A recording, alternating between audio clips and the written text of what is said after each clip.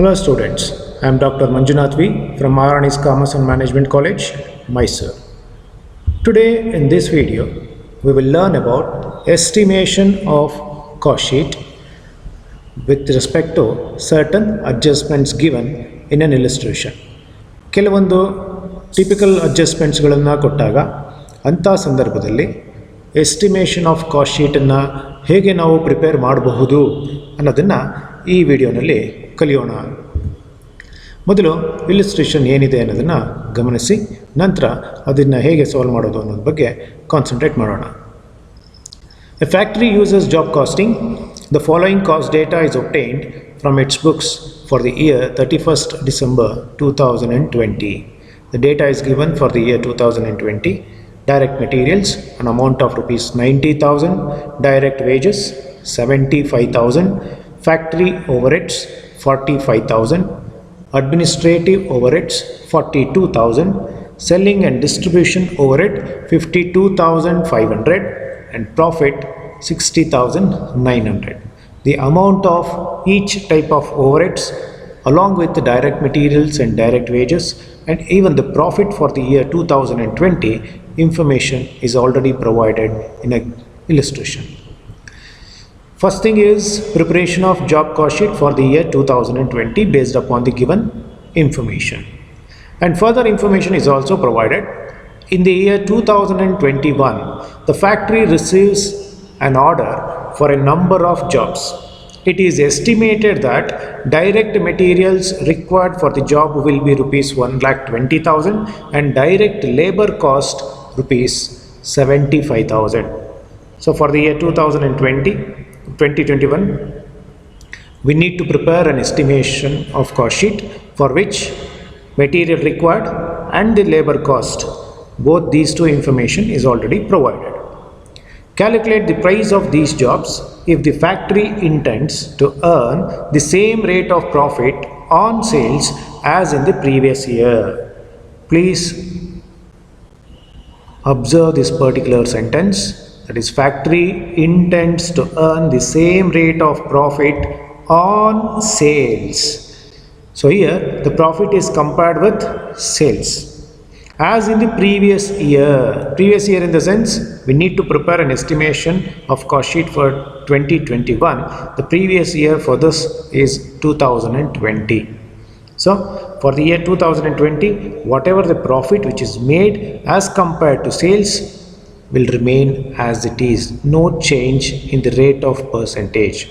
But as per the standard in the previous video, we highlighted that whenever profit percentage is to be calculated, it is to be compared with cost of sales, because while preparing estimation of cost sheet, we will first ascertain the total cost and later we will move on to determine the value of sales. So that's why it is always easier to calculate the amount of profit based on cost of sales instead of sales while preparing estimation. Assuming that the selling, further information is also provided along with the profit rate, that is assuming that the selling and distribution overhead has gone up by 15%. Whatever the percentage we ascertain based on previous year as a selling and distribution overhead, it will gone up by 15% extra. This adjustment is an additional information provided with respect to selling and distribution overheads. The factory recovers factory overhead as a percentage on direct wages. So here factory overhead is to be compared with direct wages for working note purpose, and administration overhead and selling and distribution overhead as a percentage on works cost. Both administration overhead and selling and distribution overhead percentage is to be calculated by comparing with works cost based on the cost rate prevailing in the previous year, that is 2020. Data of information is to be taken into account for working note purpose and preparation of estimation of cost sheet for 2021. So estimate for the year 2021 is the final answer we need to ascertain. So first, there are 3 steps is involved as we know. The first step is to prepare the cost sheet for the given information. Based on the given information, 2020 cost sheet is to be prepared. Second, necessity of working note. If there is a working note requirement, then we need to prepare certain recovery percentage of overheads in a working note. And lastly, the third stage or a third step in estimation is preparation of estimated cost sheet. So let us concentrate on the first part. Based on the given information for the year 2020, preparation of cost sheet. So statement of cost for the year 2020. So as usual, one particulars column and amount column is enough, and then start with the items given. That is, direct materials is the first item which is mentioned. It is mentioned as rupees 90,000. So direct materials 90,000, for which add direct wages of 75,000. The total of these two is 1,65,000, which is to be titled as direct cost or prime cost. 1,65,000. Now overheads. Among overheads, the first part of the overhead is factory overheads. Factory overheads, the amount is already given in an illustration. 45,000 is the amount of factory overhead. Add 45,000 to 1,65,000, then the total would be, it's 2,10,000. And this 2,10,000 is to be titled as factory cost or works cost.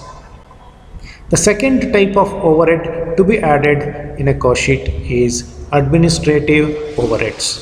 Administrative overheads is 42,000 given for the year 2020. So 42,000 to be added to 2,10,000, and the total would be, it's 2,52,000, which is to be titled as cost of production or cost of goods sold. Last type of overhead to be considered is selling overhead. The selling overhead amount is given as 52,500, and this 52,500 to be added to cost of production. Then we obtain a total of 3,04,500, and this 3,04,500 to be recorded as total cost or cost of sales. Next, the last part is for total cost, add profit. The profit is already given, that is 60,900 for the year 2020, and the total cost and profit is 3,65,400, and this 3,65,400 is sales for the year 2020. It's a very simple cost sheet. All the required information is already provided. We need to just follow the format. ಕೊಟ್ಟಿರುವಂಥ format ಪ್ರಕಾರ direct material, direct ವೇಜಸ್ಸನ್ನು add ಮಾಡುವಂಥದ್ದು, prime cost ಕಂಡಿಡಿದು factory ಓವರ್ಹೆಡನ್ನು add ಮಾಡ್ತೀವಿ, factory cost ಅಂತ ಬರುತ್ತೆ. Factory ಕಾಸ್ಟ್ಗೆ administrative overhead ಅಮೌಂಟನ್ನು ಅವರೇ ಕೊಟ್ಟಿದ್ದಾರೆ, ಅದನ್ನು ಆ್ಯಡ್ ಮಾಡಿದಾಗ ಕಾಸ್ಟ್ ಆಫ್ ಪ್ರೊಡಕ್ಷನ್ ಅಂತ ಬರುತ್ತೆ. ನೆಕ್ಸ್ಟ್ ಸೆಲ್ಲಿಂಗ್ ಓವರ್ಹೆಡನ್ನು ಆ್ಯಡ್ ಮಾಡಿ ಟೋಟಲ್ ಕಾಸ್ಟ್ ಕಂಡುಹಿಡಿತೀವಿ, ಟೋಟಲ್ ಕಾಸ್ಟ್ಗೆ ಪ್ರಾಫಿಟನ್ನು ಆ್ಯಡ್ ಮಾಡ್ತೀವಿ, ನಂತರ ಸೇಲ್ಸ್ ಎಷ್ಟು ಆಗಿದೆ ಅನ್ನೋದನ್ನು ಗಮನಿಸಿ ಬರೆಯುವಂಥದ್ದು. So it's a very simple cost sheet, easy to prepare, and the first step is completed in preparation of estimation of cost sheet. That is preparation of cost sheet based on previous year data. The second step is based on these information, based on this statement of cost information, we need to calculate the percentage of overheads, recovery percentage of overheads. This can be shown with the help of and working note. Calculation of various overheads based on given percentage information. ಈಗ ಕೊಟ್ಟಿರುವಂಥ given percentage ಇನ್ಫಾರ್ಮೇಷನ್ಸ್ಗಳು ಏನೇನಿದೆಯೋ ಅದನ್ನು ಗಮನಿಸ್ಕೊಂಡು ನಾವು working ನೋಟನ್ನು ಮಾಡ್ತಾ ಹೋಗುವಂಥದ್ದು. ಮೊದಲನೇದು ಯಾವ್ದು ಕೊಟ್ಟಿದ್ದಾರೆ, first working note ಮಾಡುವಂಥದ್ದು ಫ್ಯಾಕ್ಟ್ರಿ ಓವರ್ ಹೆಡ್ಗೆ ಸಂಬಂಧಪಟ್ಟಂಥದ್ದಾಗಿದೆ. So recovery of factory percentage ಎಷ್ಟಿದೆ, ಯಾವುದಕ್ಕೆ ಕಂಪ್ಯಾರಿಸನ್ನು ಅನ್ನೋದನ್ನು ಇಲ್ಲಿಸ್ಟ್ರೇಷನಲ್ಲೇ ಹೇಳಿದ್ದಾರೆ. Factory overhead is to be recovered as a percentage on direct wages ಅಂತ ಕೊಟ್ಟಿದ್ದಾರೆ ಪ್ರಾಬ್ಲಮ್ನಲ್ಲಿ. ಸೊ ಈಗ ಆ ಸೆಂಟೆನ್ಸನ್ನು ಇಲ್ಲಿ ಮೆನ್ಷನ್ ಮಾಡ್ಕೊತಿದ್ದೀವಿ, percentage of factory overhead to direct wages. Then formula would be factory overhead divided by direct wages into 100. When we plot the amount based on the cost sheet we already prepared, that is 45,000 is the factory overhead and the direct wages amount is 75,000 and the percentage of which is 60%. The first working note is completed with respect to factory overhead. The second is administrative overhead. Regarding administrative overhead, again information is provided in the illustration. ಅವರೇ ಹೇಳಿದ್ದಾರೆ administrative overhead and selling and distribution overhead as a percentage on works cost ಅಂತ ಕೊಟ್ಟಿದ್ದಾರೆ ಪ್ರಾಬ್ಲಮ್ನಲ್ಲಿ. So ಅದರ ಪ್ರಕಾರ percentage of administrative overhead to be compared to works cost. Formula ಮಾಡಬೇಕು ಅಂದರೆ administrative overhead divided by works cost into 100. ಯಾಕೆಂದರೆ ಪರ್ಸೆಂಟೇಜ್ನಲ್ಲಿ ಹೇಳಬೇಕು, ಅದಕ್ಕೆ multiplied with 100.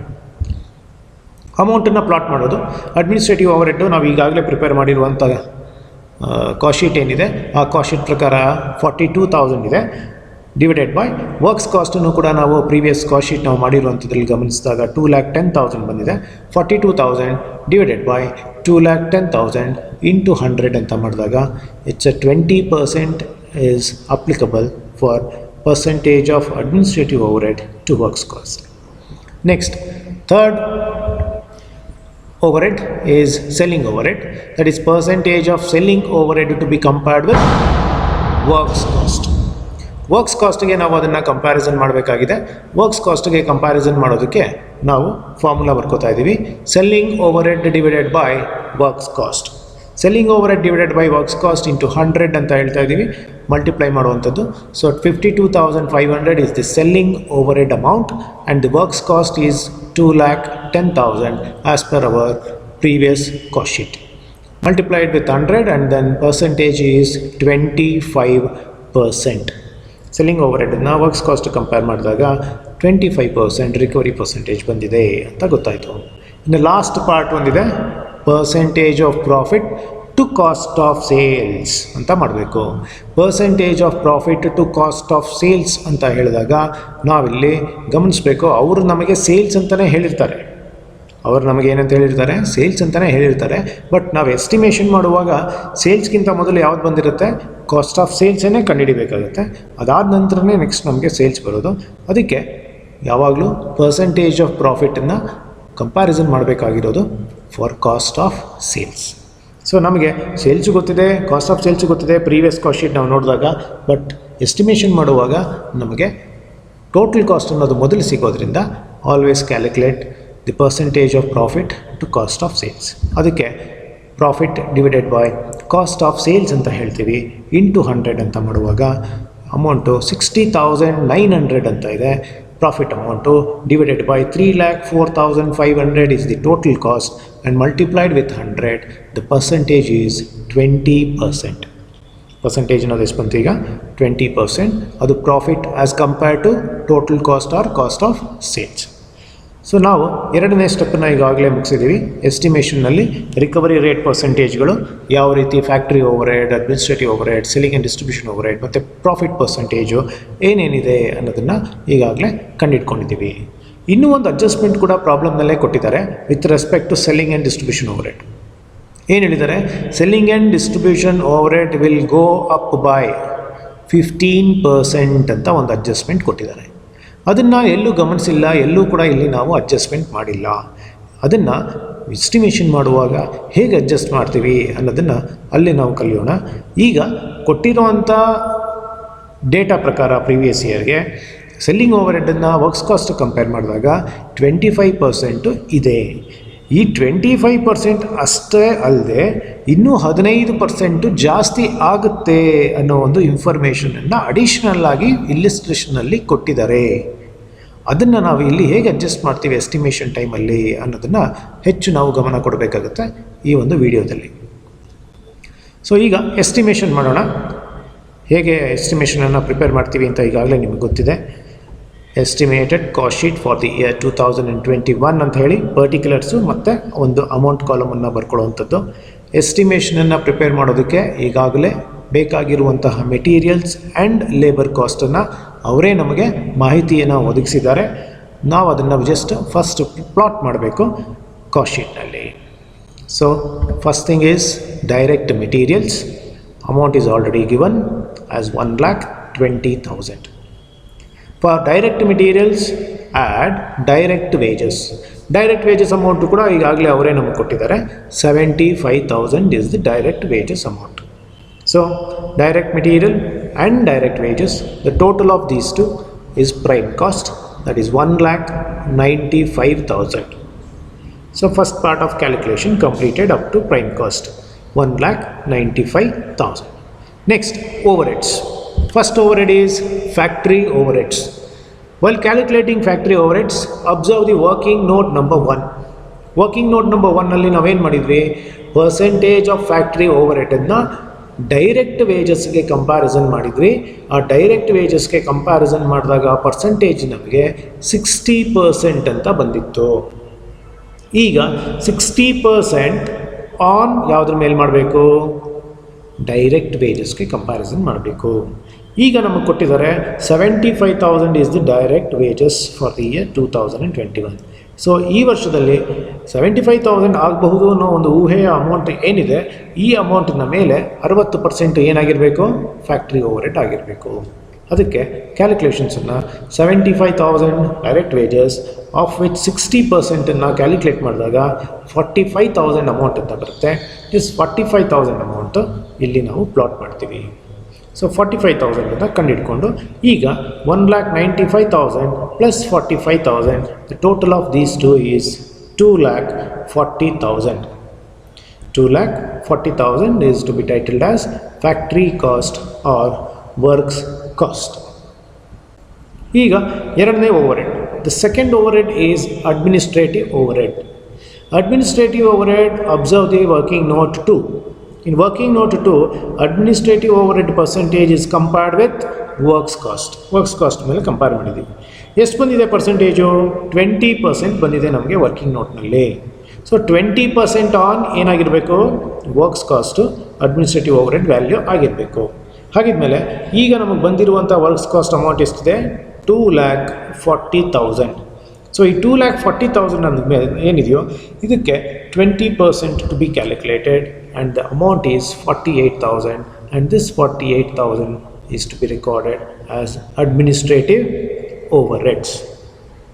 2,40,000 into 20%. Now works cost plus administrative overhead, the total of these two is cost of production or cost of goods sold, that is 2,88,000. 2,88,000 cost of production.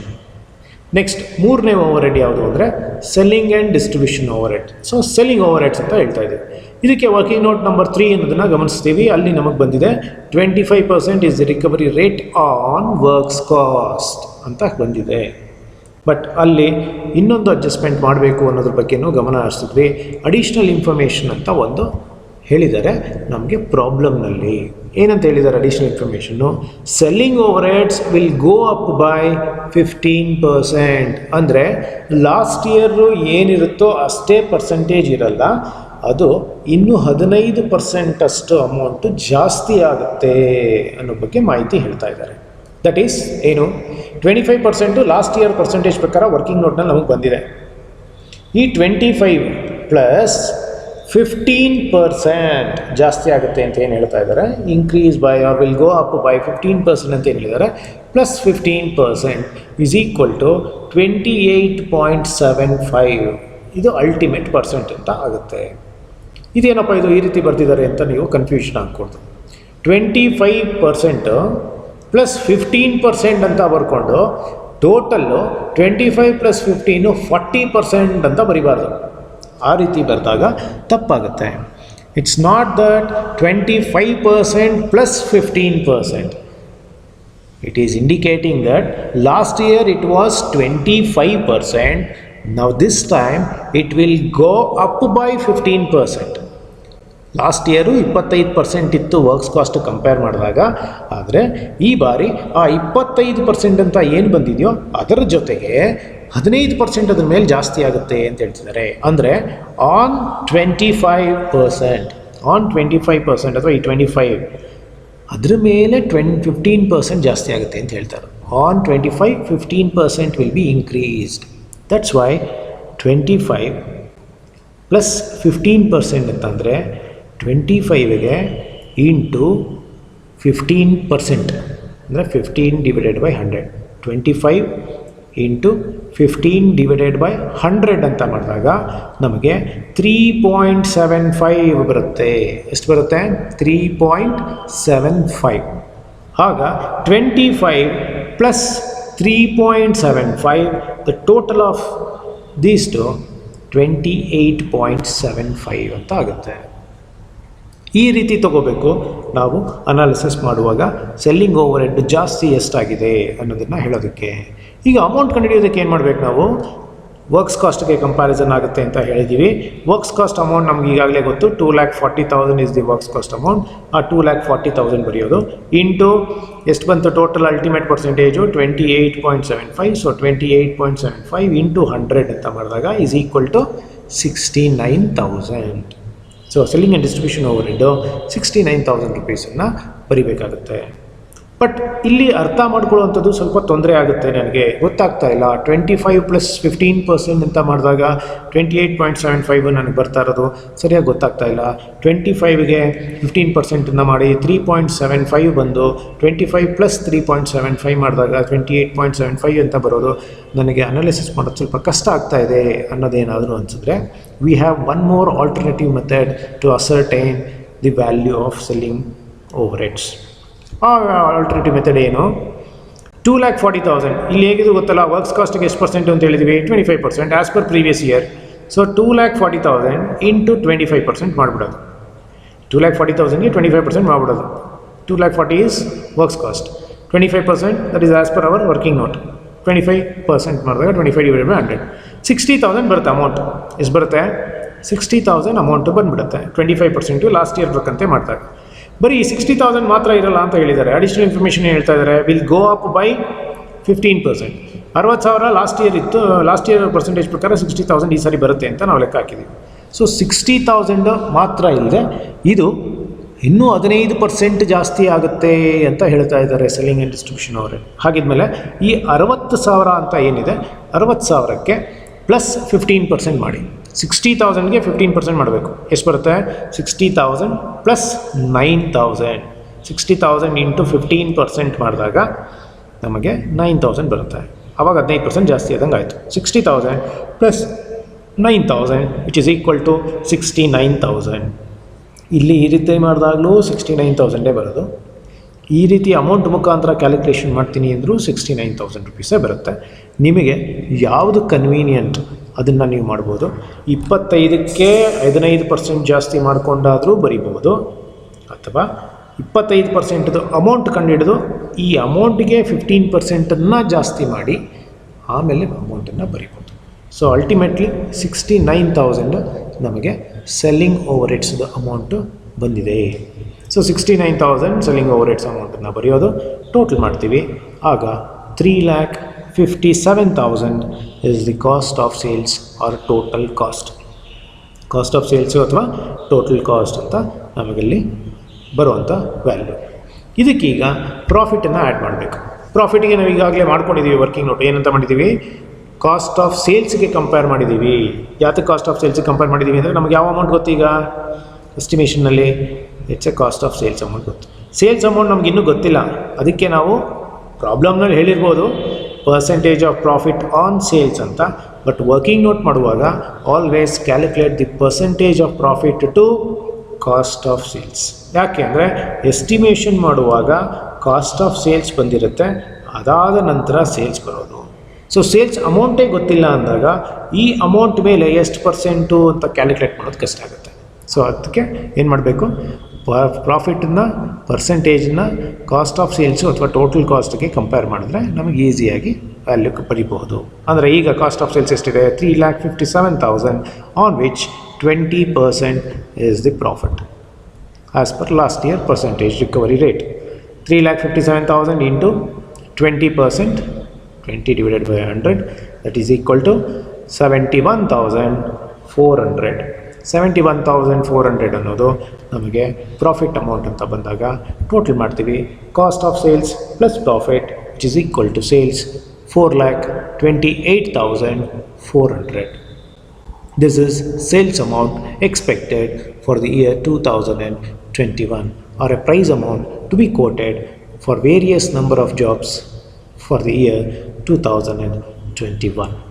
So ಹೀಗೆ ಎಸ್ಟಿಮೇಷನನ್ನು prepare ಮಾಡುವಾಗ additional information ಏನಾದರೂ over ಹೆಡ್ಸ್ಗೆ increase ಅಥವಾ decrease ಅನ್ನೋ ಪದಗಳೇನಾದರೂ ಕೊಟ್ಟಾಗ ಹೇಗೆ ನಾವು ಅಡ್ಜಸ್ಟ್ಮೆಂಟ್ಸನ್ನು treat ಮಾಡಬೇಕು ಅನ್ನೋದನ್ನು ಈ ವಿಡಿಯೋನಲ್ಲಿ ಸ್ವಲ್ಪ ಹೆಚ್ಚು ಕಾನ್ಸಂಟ್ರೇಟ್ ಕೊಟ್ಟಿರುವಂಥ ವಿಷಯ. I hope all of you have enjoyed this video. I will see you in the next video. Thank you.